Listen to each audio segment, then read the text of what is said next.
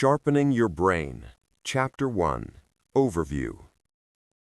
If you could increase your brain power, then theoretically you could accomplish almost anything. While having a healthy and strong body is highly important as well, most of us would probably agree that our activities are more reliant on our cognitive abilities rather than our physical ones. Many people have computer-based jobs, for instance, and this means that we need to use our brains to handle data, to manipulate software, or to come up with business strategies. Much of our success comes down to our ability to interact with others, which of course is very much dependent on our intelligence and our brain power. Whether you're giving a presentation and choosing the best words to communicate your message, or whether you're in an interview or date setting and trying to quickly find the wittiest or funniest response to a question, problems at home tend to involve finances, social situations, or legal issues. There are very few problems we can solve with our fists. In our spare time, we tend to pursue more intellectual activities too. Perhaps we play video games, reacting to enemies and solving puzzles, or maybe we sit and read. And even when an activity seems physical on the surface, it is in fact very often just as much cognitive. Take sports, for example, which require you to be aware of the positions of your teammates and opponents, and to use your body efficiently and accurately through space. Or how about doing physical labor, such as making repairs, which almost always involves some measure of engineering? So if you were smarter then, or if you just had greater command over your mental faculties, you'd be able to concentrate longer on tasks and get more work done, thereby progressing further in your chosen career and earning more money. You'd have more free time at the end of each day and fewer things to stress about. You could come up with unique ideas and novel solutions, thereby potentially making yourself rich or changing the world in a positive way. You could improve your physical and sporting ability, impress anyone in a conversation, become better at any given task, from plumbing to computer games, and become more self-sufficient and reliant. And even beyond the practical and tangible benefits of boosting your brain power, you'd be able to benefit from simply having a greater appreciation for the world around you, a better understanding of how things work, an enhanced capacity for learning, and more incentive to do so. Perhaps you could improve your understanding and appreciation of the very nature of life and the universe. It's no mean feat imagining what would be possible with greater brain power if you yourself were greater. And so perhaps the best place for us to look to is fiction. What if we consider a fictional example of someone who is suddenly bestowed with incredible mental capacity? The best recent example of this probably comes from the film Limitless. In that film, the protagonist, Eddie Mora, is given a smart drug, a supplement called NZT. This tablet is an experimental drug that has the ability to help anyone to use 100% of their brains. Of course, this is a load of nonsense. We already use 100% of our brains, but we'll allow the writers the poetic license. When Eddie takes the NZT, he is instantly transformed. He goes from being a slob and a struggling writer to cleaning up his flat and his appearance and completing his manuscript, which of course goes on to become a bestseller. Then he works out the stock market and begins day trading, becoming rich from his home. He talks several women into bed before winning back his ex with impressive displays of intelligence, such as his new ability to speak several languages. He moves into a stunning luxury apartment and attracts the attention of an investment firm. Eventually, he uses the power and influence he accrues there to run for political office. All this because he was able to take control of his brain, because he was able to see patterns that others missed, because he knew exactly what he had to do, and because he gained sharper intuition and better cognitive skills. Now, of course, this is fiction, and in reality, no such pill exists. Neither can we say with certainty that you would see such a huge impact on your life if you were to increase your brain power alone. But it's certainly a believable idea that your life might change that much. And what is very exciting is that there really are ways that you can boost your intelligence, albeit to a slightly lesser degree. There really are ways you can bring about tangible, measurable improvements in your life by focusing on ways to increase your IQ and your focus. In this book, you're going to learn precisely how to do that.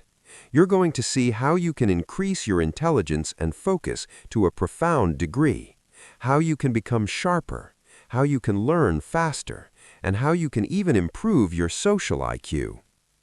By the time you're finished, you'll know how to train your brain in just the same way that you would normally train your body, and the results will be incredible.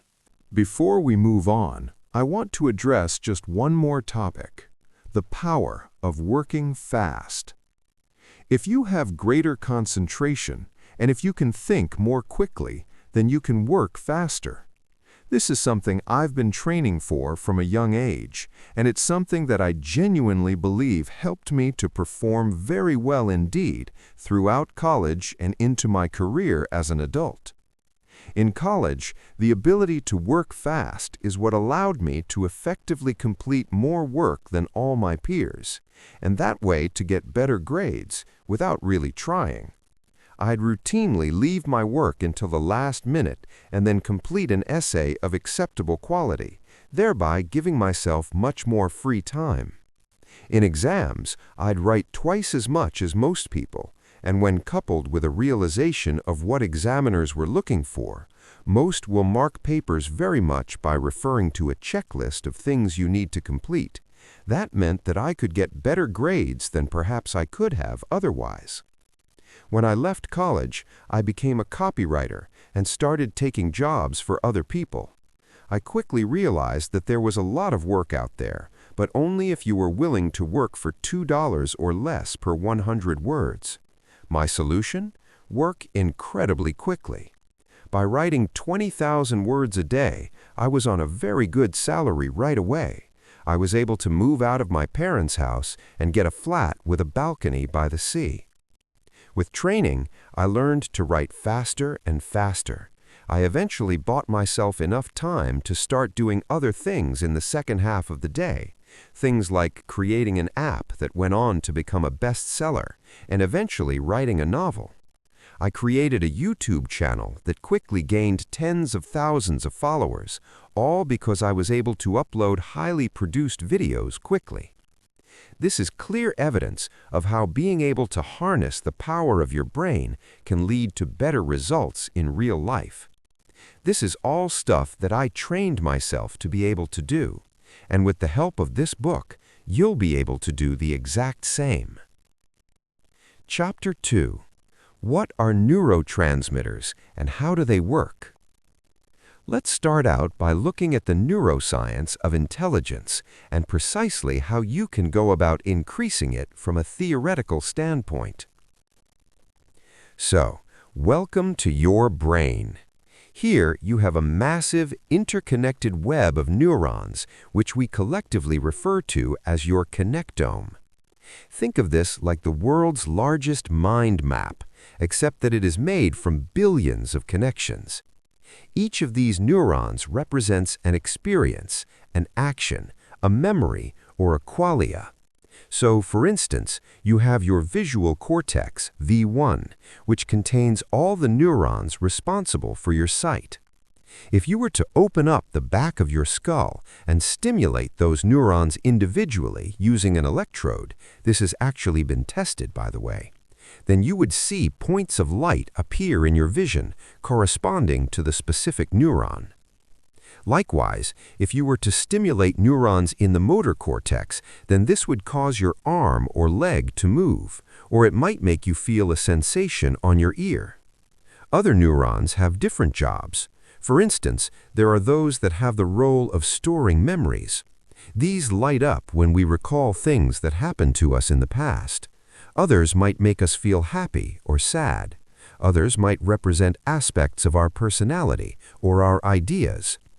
These are grouped into clusters in the brain, or brain regions, which is why brain damage can end up knocking out very specific abilities or altering our personalities.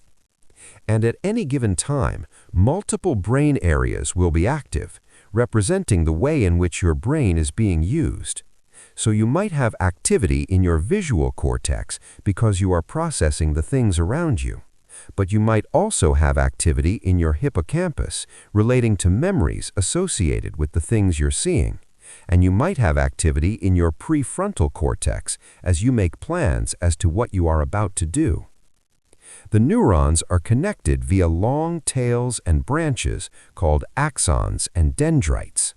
They don't actually come into physical contact with one another, but rather they come very close to touching and leave just a very slight gap called the synapse.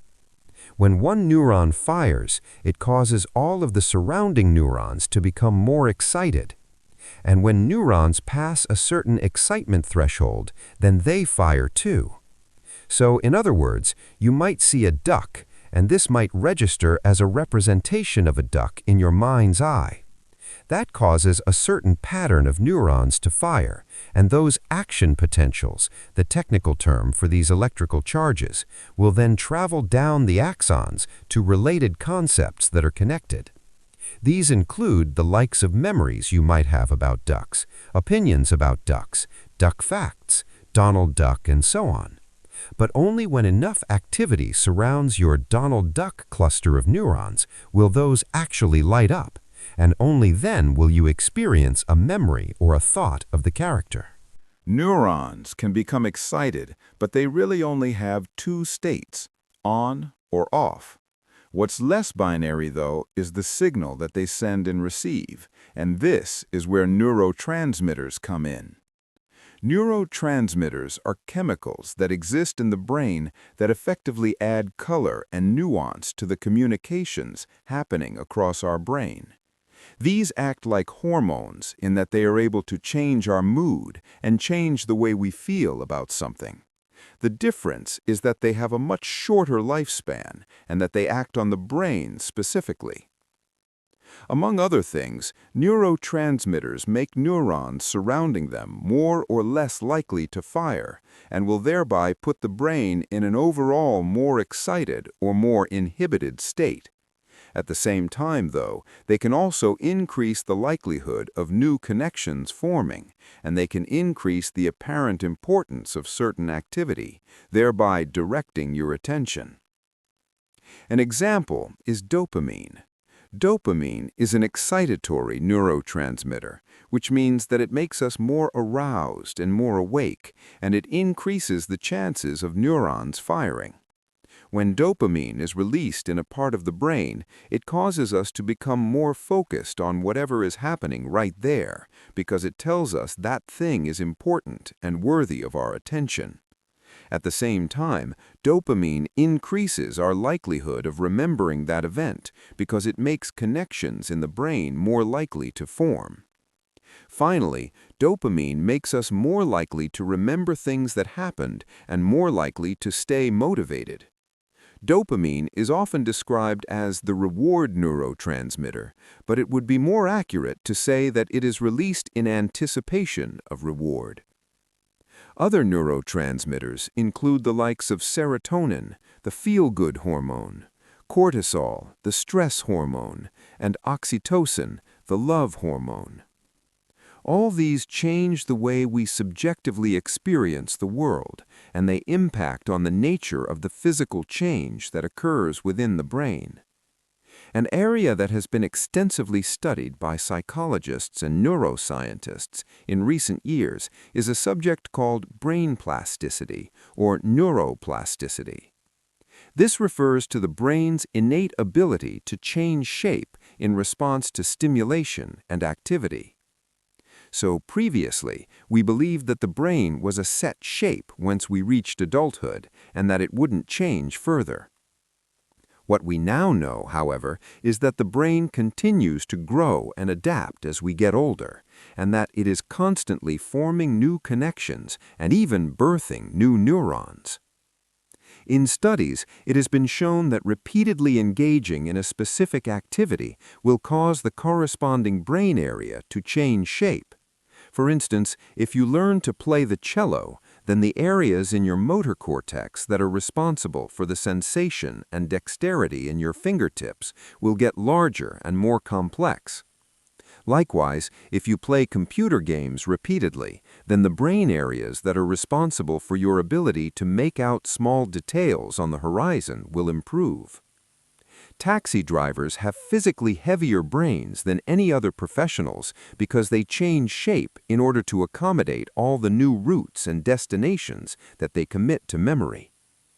There is a simple rhyme you can remember to understand the way that plasticity works, and that is, neurons that fire together wire together.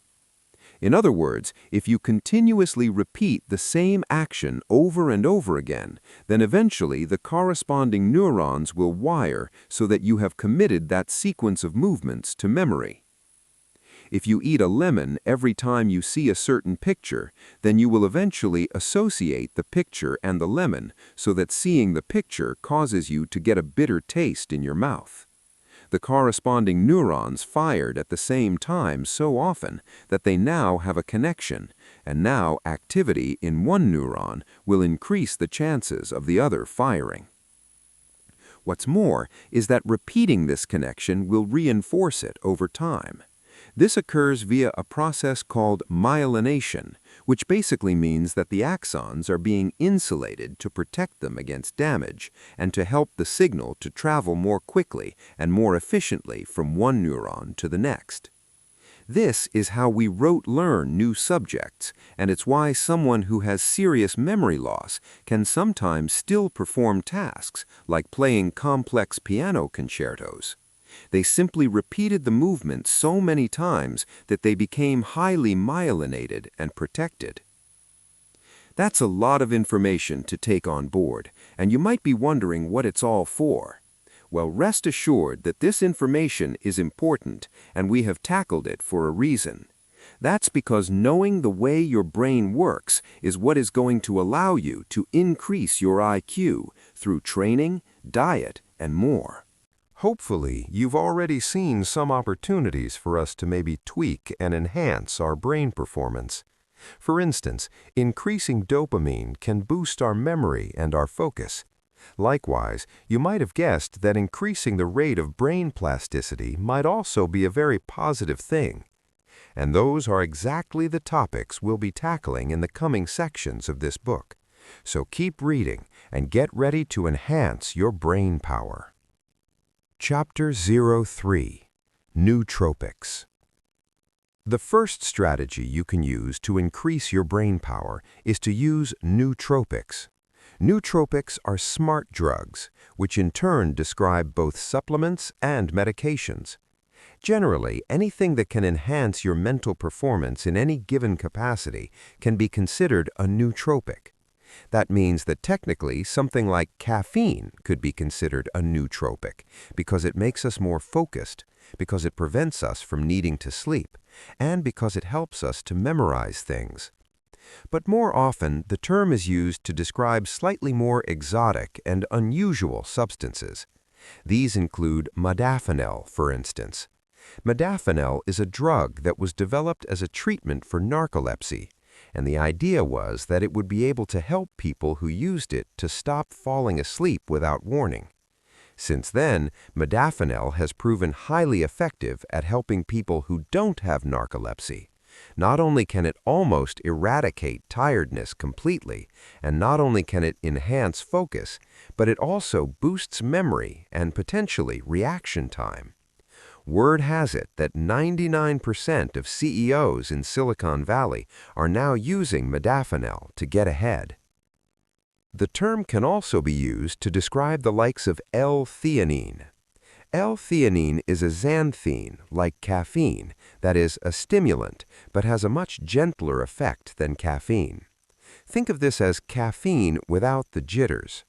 Many people consume L-theanine and caffeine together, and the result is greater wakefulness and concentration, but without anxiety, headaches, or shaking.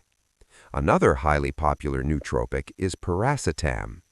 This increases a neurotransmitter called acetylcholine, which is an excitatory neurotransmitter that seems to play an important role in focus, memory, and attention. People who use piracetam say they experience music and colors more vividly. They are wittier and quicker in conversation, and they remember details more accurately. Of course, there are also plenty of stimulants, such as Ritalin and Adderall, which are highly popular these days with students and others who are studying. At the other end of the spectrum are the likes of 5-HTP. This stands for 5-hydroxytryptophan, which is converted by the body into tryptophan and then into serotonin. This improves the mood and improves stress, which many people find makes them more productive and better at working, while at the same time making them happier and more social. Most people who use nootropics don't pick just one of these supplements either, but rather use a selection of them in conjunction in order to get the precise results they're looking for. Many will work well in conjunction. For instance, if you use piracetam, then it is often recommended that you also take a form of choline, seeing as the brain uses choline in order to formulate acetylcholine. It's confusing, and there's an awful lot to learn if you want to jump in, but there is a large and active community out there to help if you do decide you want to learn more. But should you learn more? Do nootropics work like the film Limitless? If you can take some supplements like these and become smarter, more focused, more productive, and all that, well then the question is, why wouldn't you? Of course, as with all these things, the reality is not quite so simple as the pitch. The problem with all the nootropics I've just described, you see, is that they tend to favor specific neurotransmitters over others, and that's unfortunately a drastic oversimplification of how this works. For instance, when you use something like modafinil, you are increasing the neurotransmitter called orexin. This is linked with our wake-sleep cycle, and thus it helps you to stay awake longer and to stay productive longer. But unfortunately, our wake-sleep cycle is also closely linked with various other cycles and biological rhythms in our body. Specifically, it is linked to our appetite, our bowel movements, and more. So when you change your orexin, you can actually lose your appetite and end up going to the toilet rather a lot. Likewise, if you use 5-HTP to increase serotonin, you also end up affecting your appetite. And seeing as serotonin is converted eventually into melatonin, the sleep hormone, you can actually end up sleepy and groggy too, which is far from an effective way to improve your social skills. It just makes you less socially anxious. And when you increase dopamine with something like caffeine or L-tyrosine, caffeine increases dopamine indirectly by reducing adenosine. This can prevent you from sleeping and lead to burnout. It can also indicate to your body that something very important is happening, which in turn can trigger a release of other excitatory neurotransmitters, such as cortisol and adrenaline. Your heart can end up racing, you can feel anxious, and you can struggle to get to sleep. No neurotransmitter acts in a vacuum. That is to say that you can't pick a single neurotransmitter to alter without expecting this to have profound effects across the brain and on countless other neurotransmitters, brain areas, and hormones as well. And with that in mind, it becomes very difficult to recommend these kinds of supplements and medications. What's more is that there is no neurotransmitter that is right for every single situation. You might take something to increase your dopamine, for instance, under the impression that this will then increase your focus and your memory, and that is certainly true, it will do those things. But do you always want to increase your focus and your concentration? What you may not realize is that focus and creativity are somewhat inversely correlated.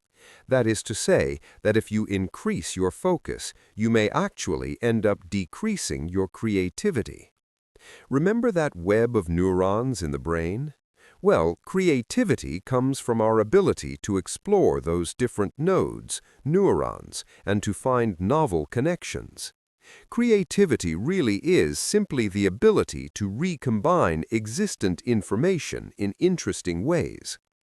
You take two ideas or two concepts and you combine them, and then you have a new, novel concept. But if you increase your dopamine, you increase your focus on one specific brain area.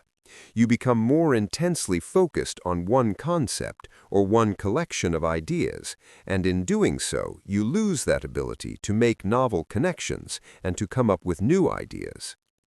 Not only this, but you also lose the ability to relax and rest, so that when you finish work and you try to chill in the evening, you will still feel pent up and anxious.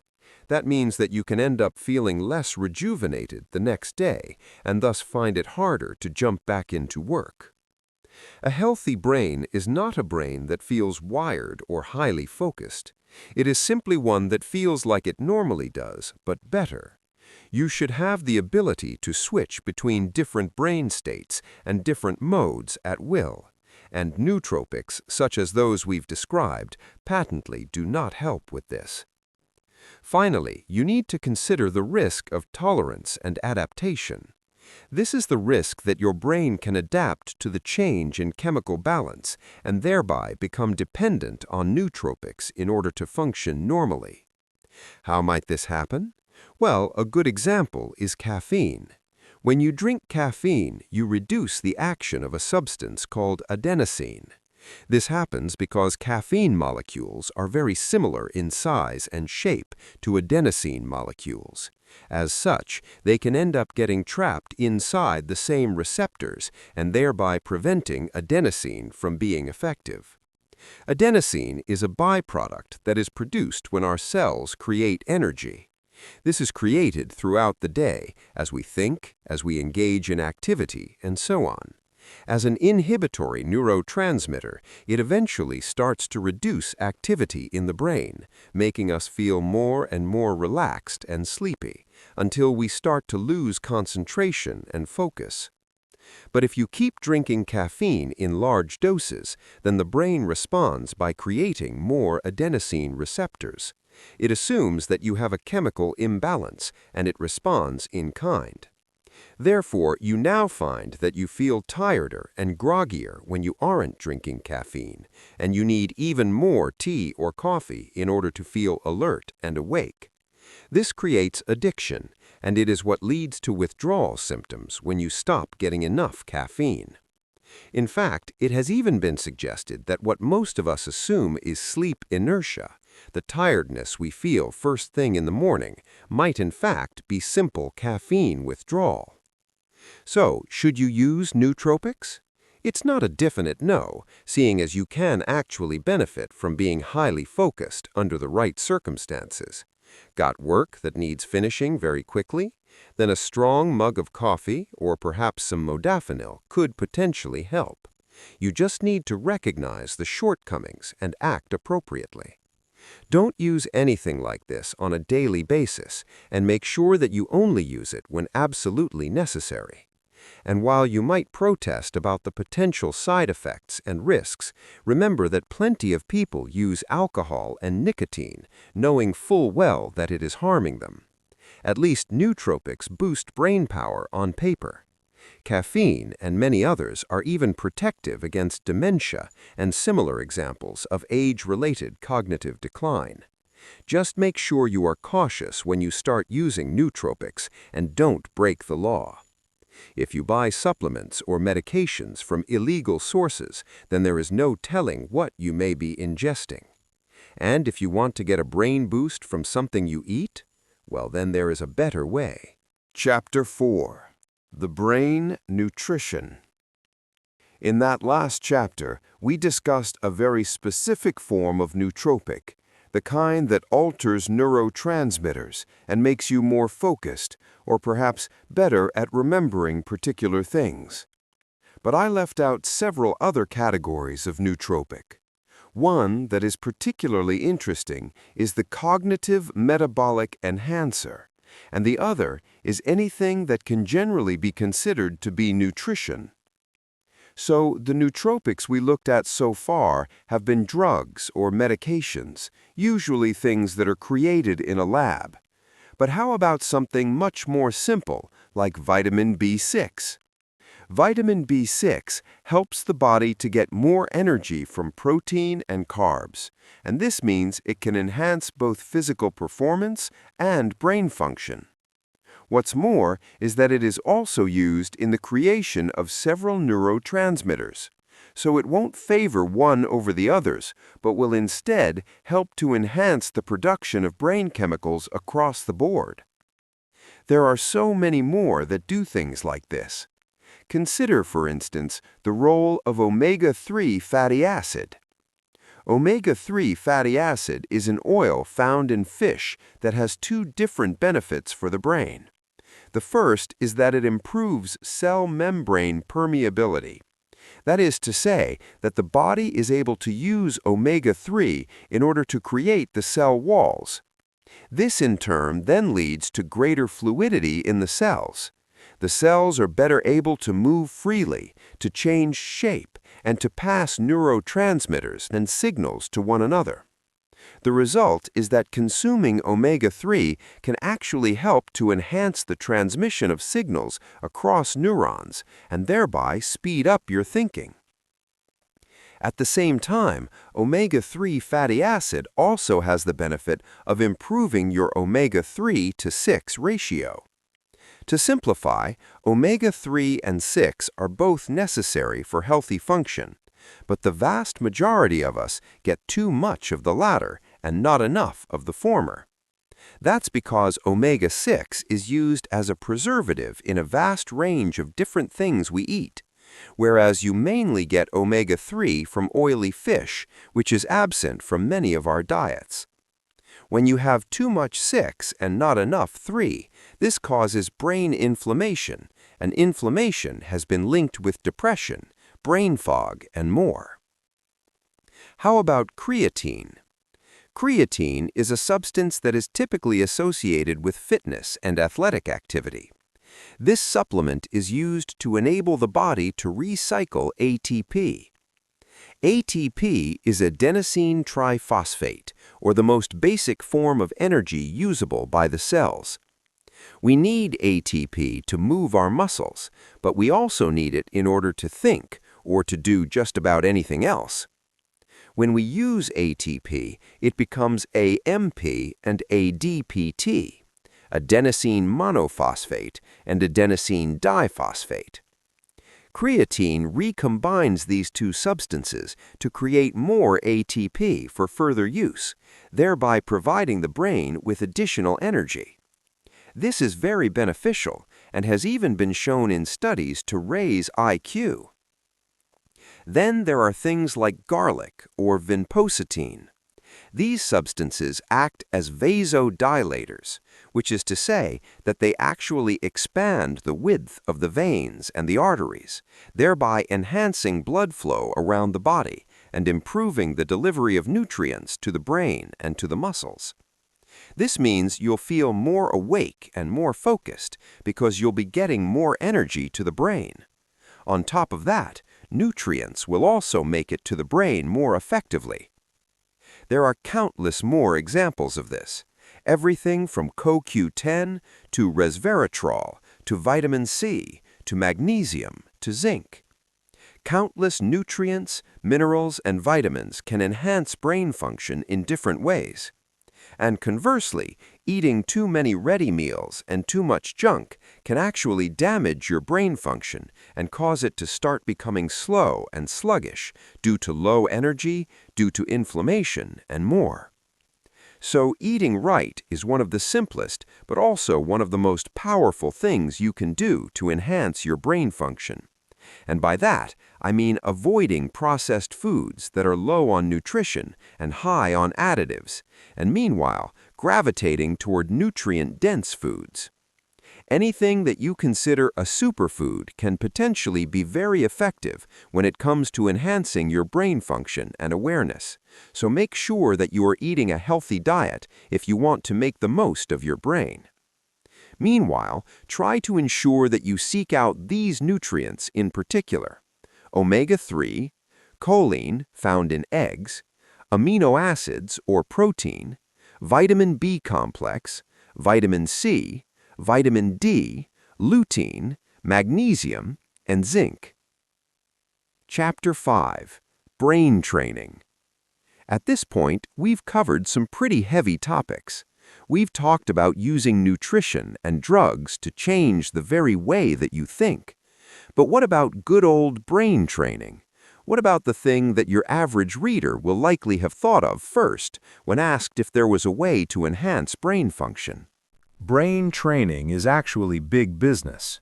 You don't need to look far at all to find apps, games, and books that promise to be able to improve your IQ and make you smarter through brain training. Very often, these involve completing strange puzzles, playing unusual games, or performing math. But as it turns out, brain training is something of a sham. That isn't to say that it's not possible or that it can't be useful, but simply that, unfortunately, it is very often misrepresented and badly thought through. Because here's the thing.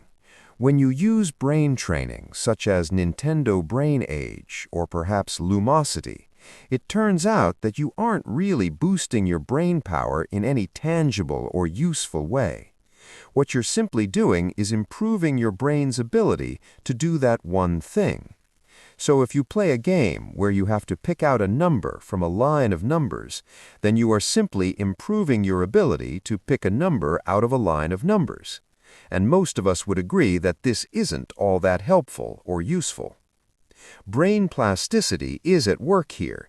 It's just that it isn't really helping with the thing we want it to help with.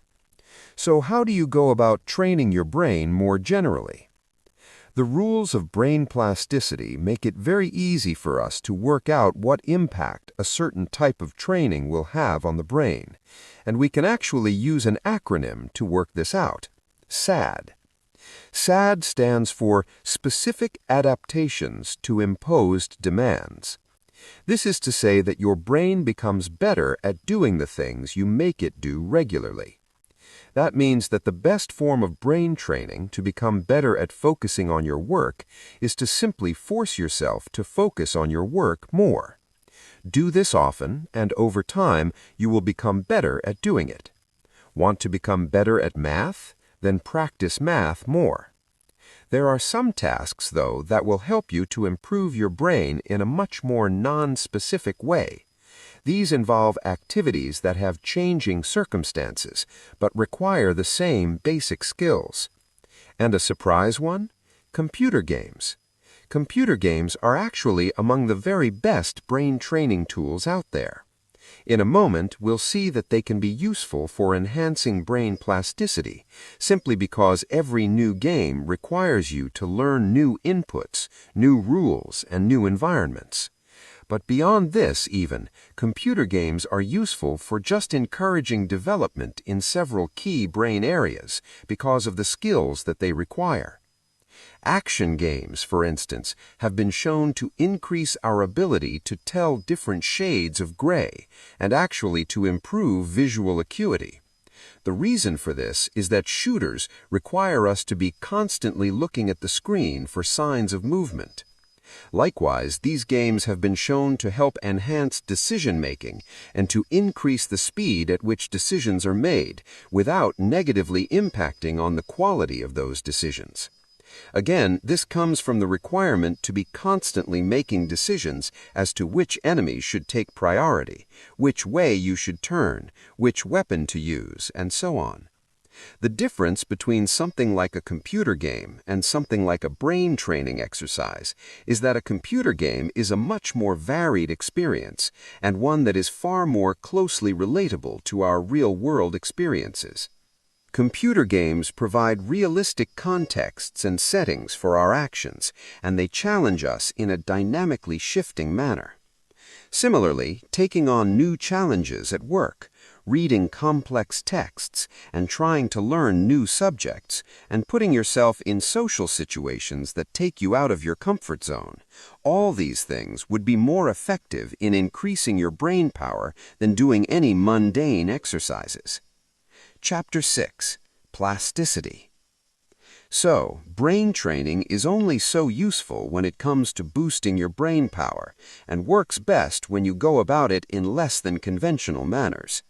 But what if you take the underlying physical ability of the brain that enables brain training to work at all, and then improve on that? What if you enhance brain plasticity? Ultimately, I believe that intelligence and even athletic performance boil down to two things: adaptability and opportunity. By adaptability, I am referring to the body's ability to change in response to certain stimulus. In the case of the brain, this means plasticity, the formation of new neural connections to correspond with new abilities and memories. By opportunity, I mean exposure or training. Take someone who is a fast learner and then give them an intensive training program, and you have a master musician, programmer, linguist, or mathematician. Likewise, if you take someone whose muscles respond well to training and give them the right weightlifting protocol, they will stand a chance of becoming a professional bodybuilder. If the natural adaptability is missing, or the training program is wrong, though, the individual will never become world-class. There's more to it, of course. I believe that true genius is more a matter of creativity than mastery, and I feel that the right motivation and initial interest in learning also needs to be present. But for the most part, plasticity has a whole lot to answer for. So perhaps, in that case, the best way to upgrade our mental prowess is to focus on that plasticity. By making our brains more adaptable, we then unlock the potential to learn faster and more efficiently, and to thereby become smarter. We'll more quickly adapt to the mental demands of our surroundings, and thus become better at thriving under those conditions. And it's true that with great plasticity comes amazing potential. Just look at individuals like Ben Underwood, who can use a form of sonar for navigation. Ben lost his sight at the age of 3, and his brain adapted to the point where he was able to find his way around using clicks from his tongue. Imagine if you didn't have to lose your eyes to gain that kind of plasticity. Potentially, you could learn other incredible skills much faster. Perhaps you could become truly ambidextrous, develop savant-like math skills, gain useful synesthesia, or learn to climb like Jyoti Raju, the Monkey King. You could maybe redesign your brain to your liking, just as a bodybuilder redesigns their body. Before I get into the program and some new smaller tricks I've learned for enhancing plasticity, I first want to discuss something pretty big: the reason our brains are so plastic during childhood. Many of us believe that our brains are most plastic when we are children due to biological differences. It's as though our brains switch off their plasticity once we reach a certain age, and as such, we begin to find learning more difficult. You can't teach an old dog new tricks and all that. My argument, though, is that it seems more likely this correlation works the other way around. We stop learning, and thus our brains become less plastic. Studies show us that learning any new subject makes our brain more plastic. If you learn a language or study a new programming language, for instance, you will begin to produce more BDNF, brain-derived neurotrophic factor. Now, think about what it's like to be a child. You are constantly flooded with new information and forced to learn everything. I'm not just talking about learning English. I'm talking about learning how to balance and walk, learning what a human is, learning that objects make sounds, learning to make use of all your senses in a cohesive manner. And the same thing happens to someone who loses their vision. They are plunged into a different kind of reality where new rules apply, reawakening some of that dormant neuroplasticity. You'll never be as plastic as you were as a child because you'll never be forced to deal with that much new information again. although I do believe that it would be possible to come close with some kind of virtual reality program. Virtual reality has the ability to subject us to entirely new realities, which could flood our senses with just as much novel stimuli as we experienced as infants. This is why I believe that virtual reality has a very important role for the future of brain training. Lawnmower Man was right. But in the meantime, what else can you do to promote plasticity? The first part of a protocol designed to enhance brain function would have to involve continual learning. It is my belief that this is one of the best ways to prevent age-related cognitive decline, to promote a good mood, and generally to enhance brain health. The problem is that many of us learn less and less as we age. After we leave that highly plastic childhood, we enter a stage where we are constantly learning through school and through social interactions.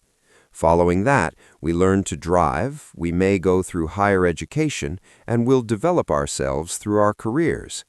But come a certain age, our learning begins to slow down. There is less for us to learn and less for us to discover. Many of us find ourselves falling into a rut where our jobs involve repeating the same few actions and our social interactions are limited to the same few friends and family. This is why you need to actively keep introducing new learning opportunities and keep reaching for things outside of your understanding. This can be done through your career, or it can be done as a hobby. Don't just focus on getting better at one hobby. Focus on expanding your repertoire of skill and knowledge. You'll not only become a polymath for force of will, but the continual learning will ensure it remains easy for you to pick up other new skills as the need arises. To encourage this, assign yourself a period of time every week to learn something new. This could be programming or learning a language, or it could be learning to dance, or even challenging yourself to become ambidextrous. Better yet, enroll into an online course. Apps and sites like Udemy make it easier than ever before. The most practical and effective way I can think to do this is through your strength training. This is one of the big advantages of using functional type training and doing things like climbing, learning martial arts, developing new lifts. Our brain responds especially well to learning when it is physical, as that is what our brain plasticity was originally for. Challenge yourself with new movement patterns and keep yourself nimble and agile, both physically and mentally. The other method is through gaming. Yes, playing computer games. Every single new computer game involves learning new rules and developing new muscle memory for quickly utilizing the controls. Computer games are the best we have for experiencing entirely new stimuli on a regular basis until VR gets to the point it needs. So, add that to your protocol. Make sure you're working out. Make sure this incorporates new and different movements, and make sure you include cardio and weightlifting. Use your body where you'll not only lose the muscle, but all that neural tissue that controls it. Use your muscle in new ways, and your CNS will get into adaptation mode. And play computer games. That's some pretty easy homework. What are the best supplements for encouraging brain plasticity? There are a few that are of particular interest to me right now, and which make up my current plasticity stack. This is another category of nootropics that can actually be beneficial to enhancing your brain function, and that doesn't just focus on making you feel wired all the time. Lion's mane, long been one of the most popular for increasing nerve growth factor, which in turn has been linked to increased plasticity. Magnesium threonate. Magnesium has been shown to increase plasticity. Magnesium threonate in particular appears to more successfully reach the brain, making it the best choice. Turmeric. Turmeric has been shown to enhance plasticity. I read that you could try adding it to your coffee, but I tried that and it was awful. Caffeine. Yup, good old caffeine can also increase plasticity. It does this by enhancing dopamine, which is correlated with increased BDNF, brain-derived neurotrophic factor. In plain English, caffeine makes things seem more important and more interesting, which makes the brain more likely to absorb and retain new information. Lutein.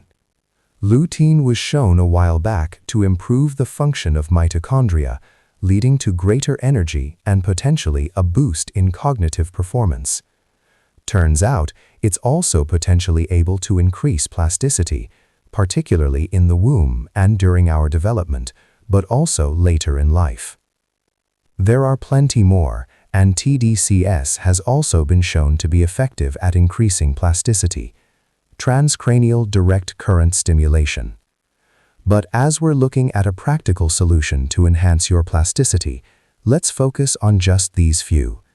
You can afford to add this little stack to your routine, and it should result in enhanced adaptability. Being in any novel environment, discovering something new, or even speaking to someone new can help to encourage more plasticity in the brain. Interestingly, this has also been shown to be a trigger for accessing flow states. In other words, when you're somewhere novel or encountering something new, your brain wakes up, which encourages a flood of dopamine and thus BDNF. Traveling, talking to people with different points of view, and trying new things will help your brain to stay agile and youthful rather than becoming barnacled and set in its ways. An outward-looking brain is one that stays healthy, young, and plastic. So, follow this protocol and you will create a brain that is more plastic. From there, you can go on to learn much more complex subjects and even motor movements with relative ease. So, there you have it, a protocol for enhancing the very plasticity of your brain. Now, if you also combine this with the right kind of brain training, which is to say focusing on things you want to get better at, exercising, playing computer games, learning, then you can expect to see greater returns than you would have enjoyed previously. Chapter 7. What is working memory? Another type of brain training that is useful and that is backed by a lot of evidence is the brain training game Dual N-Back. The Dual N-Back test is an exercise that requires you to concentrate on a sequence of numbers or letters that are also changing color. Your job is to press a button when you notice a match or a repetition. So in the sequence 1, 2, 4, 7, 9, 10, 10, 10, you would press the button because there were 2 10s. Likewise, you would press the button during this sequence. It's a dual N-back because you are looking for 2 things at once. 1, 2, 4, 7, 9, 10, 3, because the colors match. Here, n equals 1, so you are looking for matches that go back 1. But as the game progresses, the value of n increases. So if n equals 2, then you press the button when this happens. 1, 2, 4, 1, 7, 9, 10, 4, 3. And you ignored the 2 black numbers that were only spaced 1 apart. This is hard work, and it is effective because it requires you to hold information in your mind and then compare it with new information, tasking the working memory. Playing chess also requires you to test your working memory because you need to remember the positions of all the pieces on the board, and you need to think about possible positions several moves ahead. So the working memory then is the part of the memory that you use to hold on to temporary information that you are currently working with. This allows you to manipulate that information, and it is highly important for a vast range of different tasks and different activities. But what's interesting is that working memory is actually a little more complex than we at first thought, and there may be even more useful ways to train it. So conventionally, we view working memory as a store where we keep information briefly, before moving it to short-term and then long-term memory. If you are asked to remember a phone number, then you place it in your short-term memory until you write it down. Psychologists used to describe the size of the working memory as being 7 plus or minus 2, meaning that at the upper end we can remember 9 pieces of information, and at the lower end we can remember 5. So if someone gives you a number 10 digits long, you shouldn't be able to remember it without assistance. It was also once thought that we had different modes for remembering this information. The visuospatial scratchpad, for instance, was what we used in order to picture the items in a room and remember their positions. Meanwhile, the phonological loop is what we use to remember acoustic information by repeating it back to ourselves.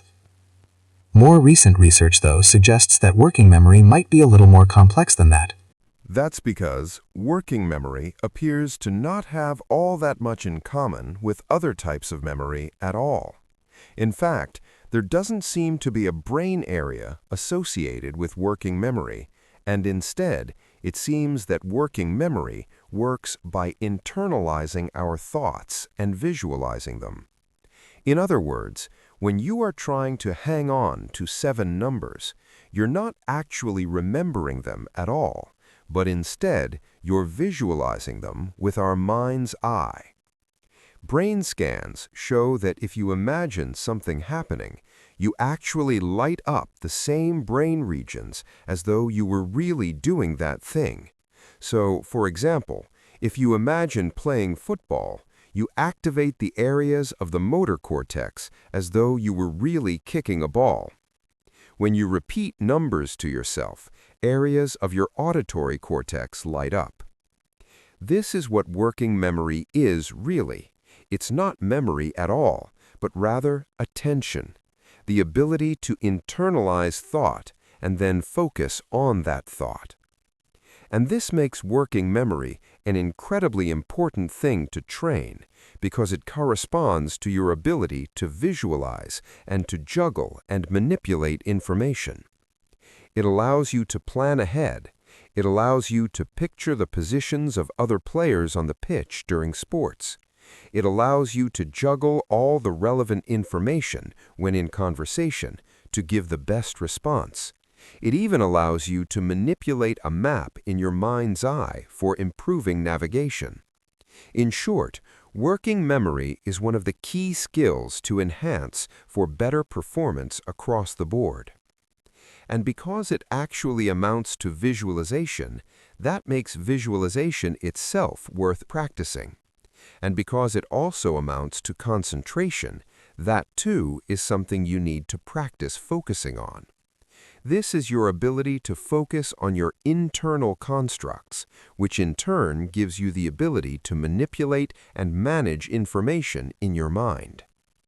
Meditation is one of the best things you can do to encourage more brain plasticity, and it has been shown in studies to increase cortical thickness and gray matter. Moreover, it has also been shown to be one of the most effective tools for strengthening your working memory. The reason for this is that meditation essentially boils down to nothing more than applied concentration and focus. While many of us think that meditation has some kind of esoteric subtext, the reality is that it is actually very simple and very practical. Meditation is simply the conscious decision to empty your mind or to focus on just one stimulus, such as a mantra or such as a visualization. In doing this, you actually quieten all your other brain areas and they can begin to shut down. This has the benefit of slowing brain waves, meaning that there is overall less activity across the brain. And it means that you can overcome stress and trigger the rest and digest state. At the same time, though, it also means you become better at choosing what you want to focus on. Not only does this boost your mental focus and your ability to concentrate, but it also means that you gain greater working memory. Starting meditation is difficult for many people, but if you're struggling, try committing to just 3 minutes a day to begin with. Chapter 8. Mindfulness. Interestingly, sometimes you can enhance your brain function simply by focusing on the right thing or changing the way you think.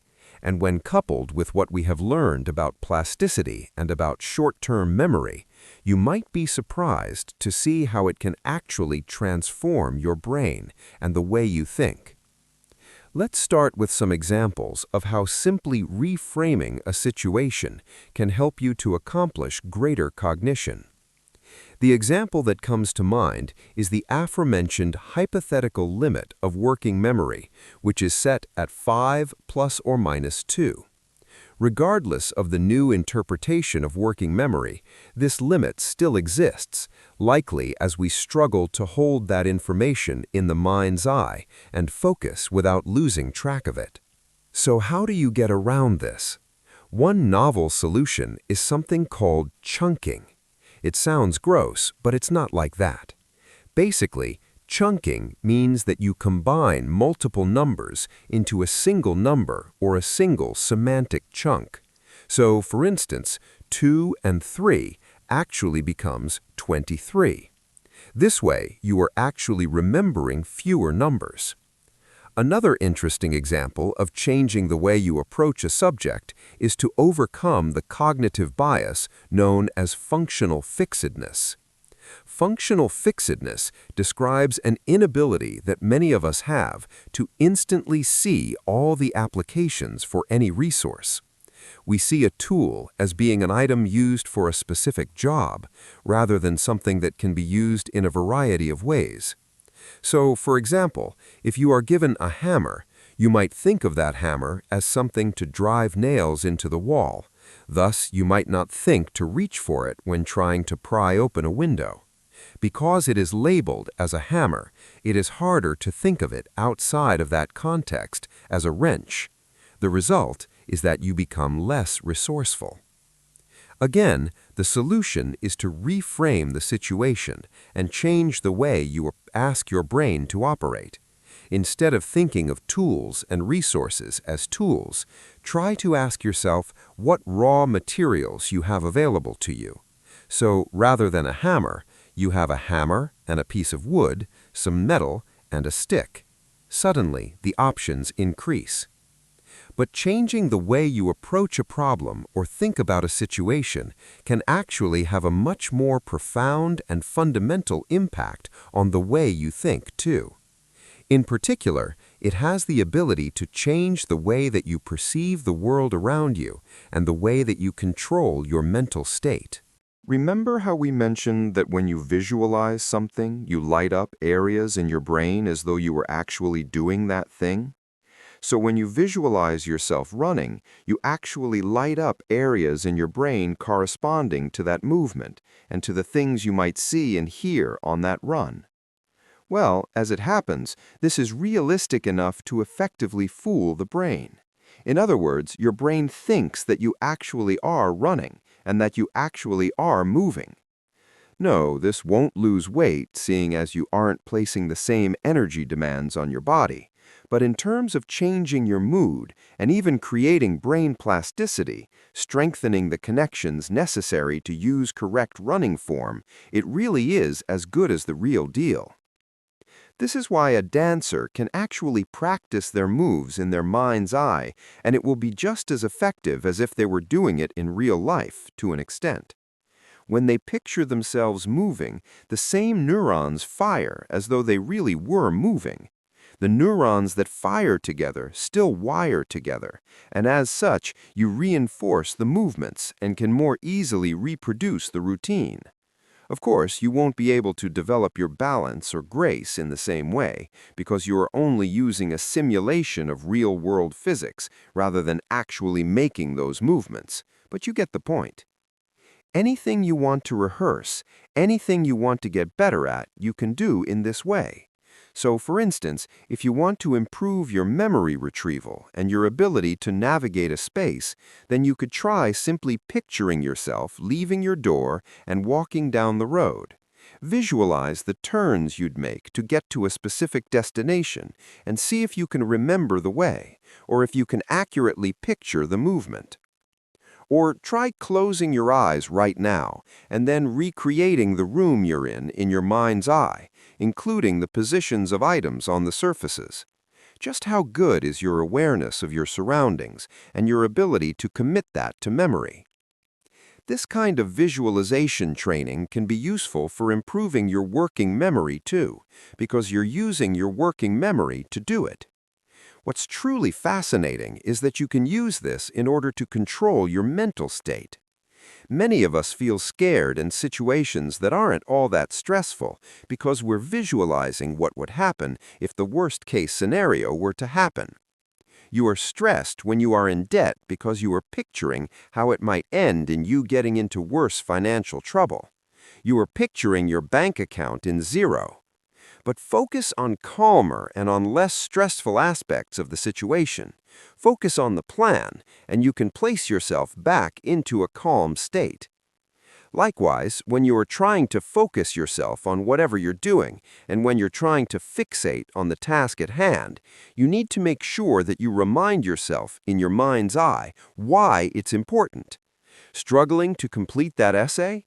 Picture yourself relaxing and feeling calm because you're finished, and picture what happens if you don't finish on time. More importantly, focus on the things about that essay that are inherently valuable. Chapter 09, Your Plan for the Ultimate Brain Upgrade. We've looked at many aspects of brain training and how to enhance your brain power. We've discussed nootropics, brain plasticity, brain training, and more. So now, how do you put all that into practice?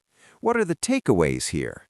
Well, this is going to vary a fair amount from person to person. We're all different, we all have different priorities when it comes to our mental performance, and we all have different tasks and jobs we need to perform well.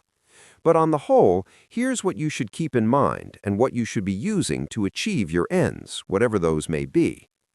Traditional brain training really only focuses on improving a specific set of skills, with the possible exception of dual N-back training, which is useful for building working memory capacity. Computer games, learning, exercise, and chess are all far more useful than brain training games. Nootropics that affect neurotransmitters can be useful for a focused burst of concentration, calmness, or creativity, but they are not a viable long-term solution. Neurotransmitters do not work in a vacuum. Proper nutrition is important, however, especially where it can be used to enhance energy on a cellular level and where it supports the production of multiple neurotransmitters. Good examples include lutein, omega-3 fatty acid, creatine, coenzyme Q10, B-complex, magnesium, and zinc. Certain nootropics and nutrients are useful for enhancing brain plasticity, leading to accelerated learning.